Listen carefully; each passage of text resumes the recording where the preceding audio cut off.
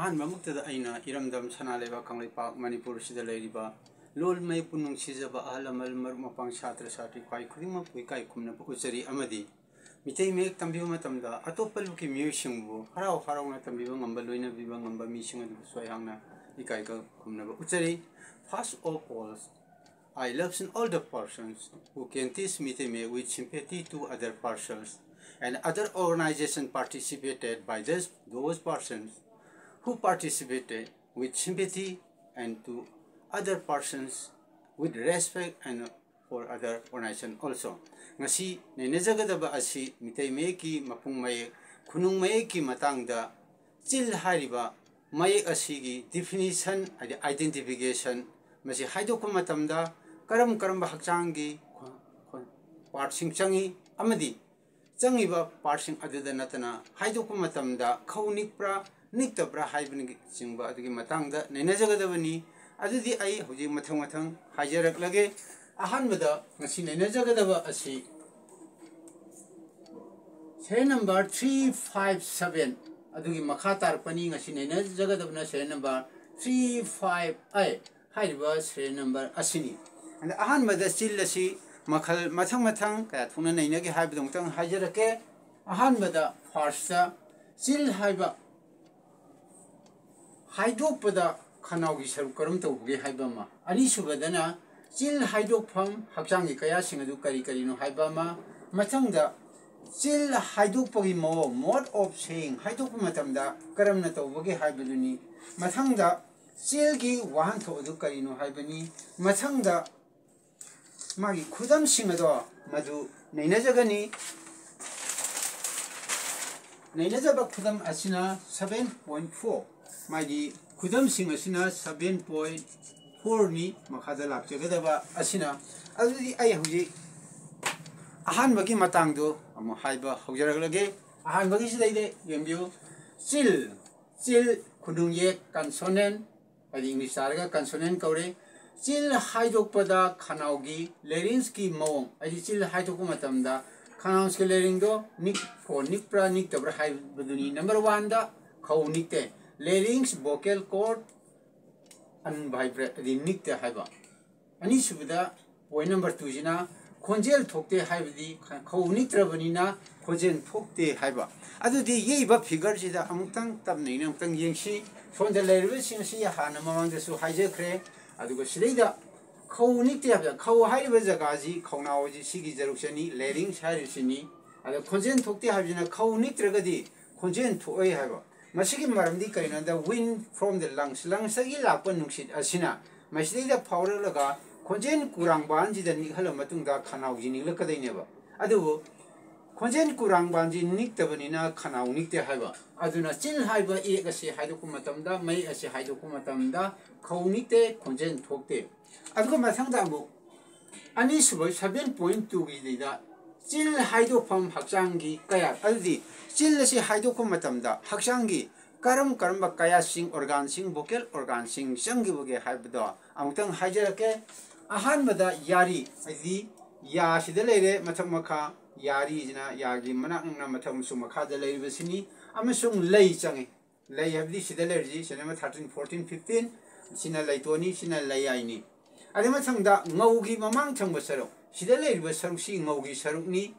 ngaugi mamang thangba sarukni sina chin manungduni sina ngaugi mamang thangba saruk sina kaina habda alveola hajini alveola hajini lei mamang thangba sarukni adagi yari ne adi mathangda lei ne masi changi yari lei aji ngaumang sing changi adi mathangda sida harji kaina habda yari sina gam haire lei habjina tang haire ngau mamang haina alveola se english ta sum adina panjarmani mayam khangba yaurga su haibadi karigumba topa miosina su sum khangba yabagi condition da pijarmani adi mathangda amu haidokpagi mawong mode of saying haide haidokpagi mawong se masi kamai tawge haibani haibadi chillaji haidokpa matamda hakchangi partsi lengbai mawdu kamai tawge haibaduni sida neina jagadaba sina aduni sidaida amtang yengsi chil haibada ahanbada leimangna ngomangda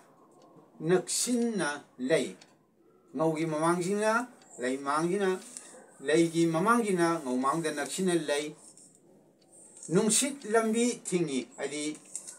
ngौgi mamangduda leimangji leirabanina nungsit lambi thingi haidokpa matamda leimang khangnem nemtharaga leitonna yari amasung ngomangda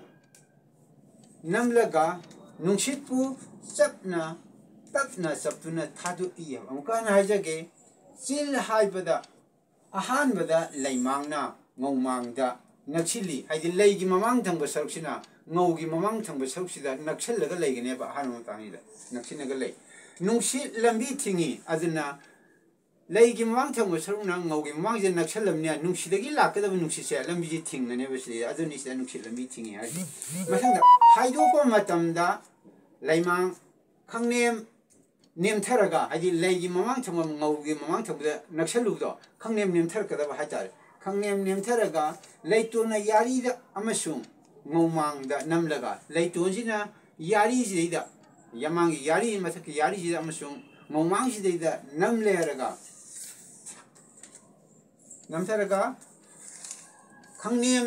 nemtharaga leitona yari amasung leimangda namlaga nungsipu tapna thadoi aduna hana nakna lerambado khangnem nemtharaba sigi leito lei mangi nemtharaba aduga leitonjina yari da mu thenghoraba ko ada habidi kongkhalaga sida thengoba haitare chathagro matungda ada nungsise chapbaga thadueba matamaduda sil haiba e ase masi khonthoro eba adudi ayamtang hajage sil haiba kunung ye asi haidokpa matamda leijina ngaugi mamang thangba saruk sidaida ahamada napsalaga leirani aduga mu khangnem nemtharaga leigi matonsina lei sida yari mathakki yari sida naksalani ngaugi mamang thangba saruk sida thengar matungda nungsisi chapna thadoga chilji haiba aduda ai mu hajarake ahamada ngaumangda leiji napaga hana leirani chil amukan hajage chil amukan hajage chil sumai tawdana ngauda naptuna leirba leigi mamang thangba saruk matun muktina te leigi mamang thangba saruk naptuna leiramaga haidi ngaude nappa leiramaga nungsilami thinga matungda khangsa thadorko matamda chil hairiba kunung ye ase khontoi amka hajage chil amuka hajage chil amuka hajage chil sumai tawdana chil hairiba khonto ase kunung ye ase masi thoi aduga makha tarpa asina chilgi wahan thok definition hai magi identification ji kainamda mayek asi khau niktaba saje khau niktaba hai khau niktaba yari lei ngogi nungsit tapna saptuna thaba khunung ye kawi aduna khau niktaba yari lei ngaumangi nungsit tapna saptuna thaba khunung ye kawi aduna sil haribasi definition ji identification ji kamaina haigadage habu matamda sil hariba e asi definition oina haidokpa matamda khau niktaba lei ngauma amasung yari sangba nungchit tapna thaba khunung ye kawi amukana hajage sil haba e asi ngaugi mamang thangba saru lei amasung nungsit chaplaga thaba aduga khau niktaba khunung ye kawi amukana hajage sil haiba e asi khau niktaba lei ngauma amasung yari changba khunung ye kawi sumaina definition do pigani magi example je amtang hajage adi sil haiba ye ase magi khudam sing asi kari kari haibadi mana word amada wahaida sina matamda karam mafamda leibi yabage haido amtang hajarake ahamada wata saba hai matamda mamangda leire sil haji it adi english ta minga it haide masangda masa haibadi apikpa haiba masa haibadi berteman ga samjage apikpa haiba masa haibadi apikpa haiba ana masa haibadi apikpa haiba sina phaina line chingji long to ne bini masakije phaina line chingje long to ne bini a ana sinner swai adubo phaina line chingji hana mamangai dagi ahalaman singna sinarami phaina line oina mathakta chingbaje long phongida haidi long to oibada aduna a ani je haptabani adu karu matamda a ani hapuju yorkani madu kona nainajarke ada masangda amu sidaida masa hayo matamda apikpa hayo masa hayo matamda small heba apikpa english sarga ada sidaida silje arobda sinare masangda ngachak hare ngachak hayo matam sidaida si phaina lainam singji long to noi bagini tadpole heba adi hangoi masa apikpado aduni ngachak harje sina marakta sinare sumai to sil hariba khunungye ase wahayamagi mamangda sinaba yai marakta sinaba yai aroibada sinaba yai aduga matang ko ningjangja hoba amana khaunikte amasung konjel thokpe haibida khaunikte haiba matamda mapung mayek puntare laiba sidida karam ba mayek sina khauniktabage amasung nikpage haibagi matang aduda yamna khangjinba darkar oi chart ama yengsi khaunikte haibja karam mayek na khaunikte haibodo mamangda su hana haja khre akhangba sina kanthok piu khangdaba haibidi ningsingba khidang wa lawba jing yongtang hajage sida lairiba chart sida ungtang yengbi sidida tok sam pa sil til khau thau hok pham haiba mayek se ama ani ahum mari manga taru tare nipan mapan mayek mapal ase khaunikte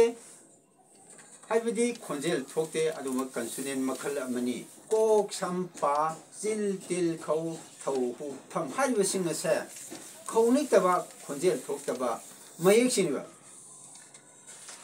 aduna sida piriba kok sam pa sil til khau thau hu pham haiba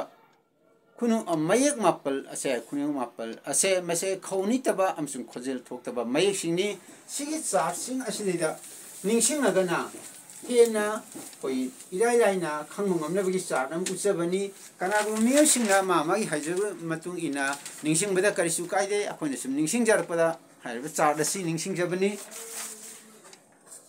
adi mathangge amu hajarake mathangge dana sidaida haidopam hakjang kaya body parts used for pronunciation of chil haidok matamda changiba body parts sing ase masisu mayek kuntare leiba asumna karam kamba mafamda mayek sing ase char sing ase sinage habidong tanga sidaida hajaramge sidaida yari lei ngomang harje sidaida yari lei ngomang hariba sing ase sida changiba mayek ngadi kano chil amasung jil hariba singje yari lei amasung ngomang changi hariba mayek ani se makhal 1 2 3 4 5 6 7 ani smaitra makhal tunga na khaidoi adubu masidida ni chil amasung jil hariba mayek ani ase masina yari amasung lei changi matang asida chil hariba khunung ye ase haijaba matang asida loire mathangda upload torko matamda mathangi may amuk nainabada amuk saru yaminasi aina khangjaba kharam yamda pawdam jabasida khunung yekchil gi maramda definition identification karam hakchangi partsing changi hana hangjaba haijaba sida awat apa kaya lerbasu akhangba miyusina haibirau harauna loksinjagani channel asigi mamingna Manipur language feature aduga ayaki mingna ngangkam premesor ngasigidi matang asida loisinjanaba matam yorokle amu hana upload to matamda mayam punamak unaminasi channel asibu